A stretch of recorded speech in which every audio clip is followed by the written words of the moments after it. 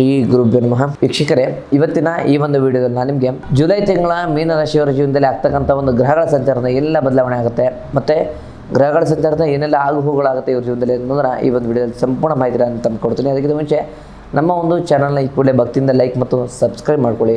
ಮೊದಲಿಗೆ ಉದ್ಯೋಗ ವಿಚಾರದಲ್ಲಿ ನೋಡೋದಾದರೆ ಮೀನರಾಶಿಯವರಿಗೆ ಪ್ರಸ್ತುತ ಜನ್ಮ ಶನಿ ನಡೀತಾ ಇದೆ. ಹಾಗೆ ಜುಲೈ 22 ನಂತರ ಶನಿಯು ನಿಮ್ಮ ರಾಶಿಯಲ್ಲಿ ವಕ್ರನಾಗ್ತಿದ್ದಾನೆ.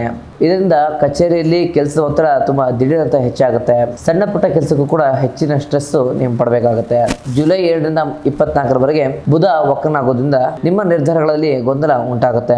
ಆದರೆ ಗುರುವಿನ ಶುಭ ದೃಷ್ಟಿ ನಿಮ್ಮ ಭಾಗ್ಯಸ್ಥಾನದಲ್ಲಿ ಇರೋದ್ರಿಂದ ಸಂಬಳದ ಹೆಚ್ಚಳದ ಶುಭ ಸುದ್ದಿ ಈ ತಿಂಗಳ ದ್ವಿತೀಯಾರ್ಧದಲ್ಲಿ ನಿಮ್ಮ ಕಿವಿಗೆ ಬೀಳುತ್ತೆ. ಇನ್ನು ಆರ್ಥಿಕ ವಿಚಾರವಾಗಿ ನೋಡೋದಾದ್ರೆ ಗುರುವಿನ ಶುಭ ದೃಷ್ಟಿ 11ನೇ ಮನೆಯಲ್ಲಿ ಇರೋದ್ರಿಂದ ಆರ್ಥಿಕವಾಗಿ ನೀವು ತುಂಬಾ ಸದೃಢರಾಗ್ತೀರಾ. ಒಂದಕ್ಕಿಂತ ಹೆಚ್ಚು ಮೂಲಗಳಿಂದ ನಿಮಗೆ ಆದಾಯ ಬರುತ್ತೆ. ಹಳೆಯ ಹೂಡಿಕೆಗಳಿಂದ ಮತ್ತು ಆಸ್ತಿಗಳಿಂದ ಲಾಭ ಸಿಗ್ತದೆ. ಜುಲೈ ಕೊನೆಯಲ್ಲಿ ಜನ್ಮ ಶನಿಯು ವಕ್ರನಾಗೋದ್ರಿಂದ ಅನಗತ್ಯ ಪ್ರಯಾಣಗಳಿಗಾಗಿ ಹಣ ಖರ್ಚಾಗುತ್ತೆ.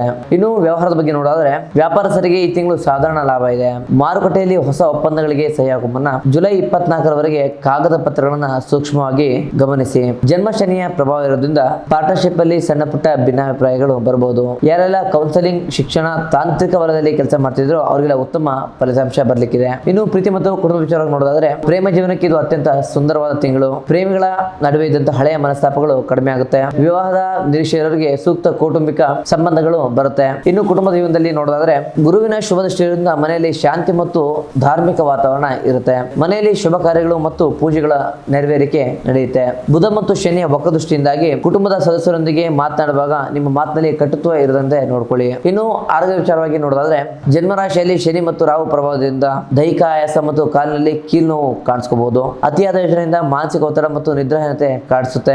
ಗುರುಬಲರಿಂದ ದೊಡ್ಡ ಕಾಯಿಲೆಯ ಭಯ ನಿಮಗೆ ಇರೋದಿಲ್ಲ. ಆದ್ರೂ ಕೂಡ ಅದೇನಂತೆ ಯೋಗ, ಧ್ಯಾನ ಮತ್ತು ವಾಕಿಂಗ್ ಮಾಡೋದು ತುಂಬಾ ಅಗತ್ಯ. ಈ ಒಂದು ರಾಶಿಯವರ ಪರಿಹಾರ ತಂತ್ರಗಳೇನಪ್ಪ ಅಂದ್ರೆ ಪ್ರತಿ ಬುಧವಾರ ವಿಷ್ಣು ಸಹಸ್ರನಾಮವನ್ನ ಪಠನೆ ಮಾಡಿ. ಹತ್ತಿರದಲ್ಲಿ ಇರತಕ್ಕಂಥ ಗಣೇಶ ದೇವಸ್ಥಾನಕ್ಕೆ ಭೇಟಿ ಕೊಟ್ಟು 21 ಗರಿಕೆಯನ್ನ ಅರ್ಪಿಸಿ.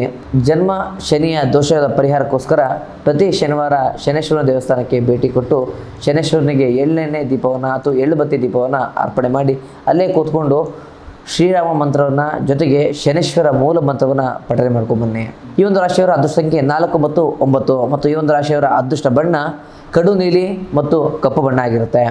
ಒಟ್ಟಾರೆಯಾಗಿ ಇದಾಗಿತ್ತು ಮೀನರಾಶಿಯವರ ಜುಲೈ ತಿಂಗಳ ಸಂಪೂರ್ಣ ಮಾಸ ಭವಿಷ್ಯ. ನಮ್ಮ ಈ ಒಂದು ವಿಡಿಯೋನ ಹೆಚ್ಚಾಗಿ ನಿಮ್ಮ ಮೀನರಾಶಿ ಸ್ನೇಹಿತರಿಗೆ ಶೇರ್ ಮಾಡಿ. ಇನ್ನು ನಮ್ಮ ಒಂದು ವಿಡಿಯೋನ ಹೆಚ್ಚಾಗಿ ಲೈಕ್ ಮಾಡಿ ಮತ್ತು ಶೇರ್ ಮಾಡ್ಕೊಳ್ಳಿ. ಇನ್ನು ನಿಮ್ಮ ಜೊತೆ ಇರ್ತಕ್ಕಂಥ ಯಾವುದೇ ಕಠಿಣ ಗುಪ್ತ ಸಮಸ್ಯೆಗಳ ಪರಿಹಾರಕ್ಕೋಸ್ಕರ ಸ್ಕ್ರೀನ್ ಮೇಲೆ ಕಾಣ್ತಕ್ಕಂಥ ನಂಬರ್ಗೆ ಕರೆ ಮಾಡಿ ಅಪಾಯಿಂಟ್ಮೆಂಟ್ ತೆಗೆದುಕೊಂಡು ನಮ್ಮನ್ನು ನೇರ ಭೇಟಿಯಾಗಿ ನಿಮ್ಮ ಸಮಸ್ಯೆನ ಪರಿಹಾರ ಮಾಡ್ಕೊಳ್ಳಿ. ಮುಂದಿನ ವಿಡಿಯೋದಲ್ಲಿ ಸಿಗೋಣ. ಧನ್ಯವಾದಗಳು.